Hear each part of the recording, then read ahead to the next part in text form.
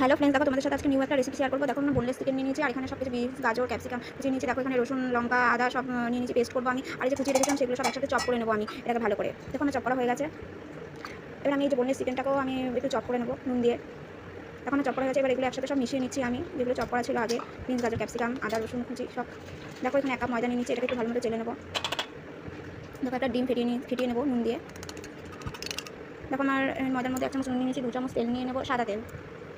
তারপর আমি নিয়ে নিয়েছি, এবার ওই ডিম ফেটানোটা দিয়ে দিলাম ময়দার মধ্যে। এবার আমি এটাকে ভালো মতো ফেটিয়ে নেবো, আর একটু ফেটানোর সময় একটু জল দিয়ে নেবো।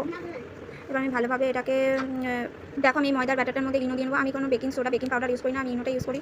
এটাকে এবার আমি এই অয়েল ব্রাশ করে নিচ্ছি, যেটার মধ্যে আমি কেকটা তৈরি করবো। আর একটু ময়দা গুঁড়ো দিয়ে দিচ্ছি, কারণ যাতে লেগে না যায় কেকটা যখন উঠাবো, তার জন্য এটাকে আমি লাগিয়ে নিচ্ছি হালকা করে। আর বাদ বাকি ময়দাটাকে আমি ঝেড়ে ফেলে দেবো। এবার কিছুটা ব্যাটার আমি দিয়ে দিলাম, আর কিছুটা রেখে দেবো লাস্টের জন্য। এবার এটাকে আমি কুকিং করতে দেবো। আমি গরম জল দিয়ে দিয়েছি ফোটাতে। দেখো এর উপরে আমি এটা দিয়ে এটাকে ঢাকা দিয়ে দেবো একটা থালা দিয়ে। দেখো এবার কিছুটা ব্যাটার রেখে দিয়েছিলাম, আর এই যে চিজটা গ্রেট করে আমি চিকেনের ব্যাটারটার মধ্যে দিয়ে দেবো। আর তার সাথে আমি ব্যাটারও দিয়ে দিচ্ছি। এবার একসাথে সব ভালো মতো আমি মাখিয়ে নেবো। আর এই যে আমার এখানে কেকটা অর্ধেকটা রেডি হয়ে গেছে। তারপরে এই যে ওপর মাঝখানে আমি চিকেনের যে পুরটা সেটা দিয়ে দেবো, আর বাদ বাকি ব্যাটারটাও আমি ওপর ঢেলে দেবো। আর চিকেনটা খুব ভালো কুকিং হয়ে যাবে এর মধ্যেই। এবার আমি এটাকে ঢেকে করতে দিয়ে দেবো। এটাকে 45 মিনিট করবেন আপনারা। এই যে আমার হয়ে গেছে রেডি, এটাকে আমি কেটে নিচ্ছি চাকুর সাহায্যে। দেখুন এটা কত সফট হয়েছে। এবার খেয়ে বলবো এটা কেমন হয়েছে। এটা খেতে ব্যাপক হয়েছিল, আপনারা একবার ট্রাই করে দেখবেন। আর দেখুন ভিডিওটা লাইক অ্যান্ড শেয়ার করে দেবেন প্লিজ।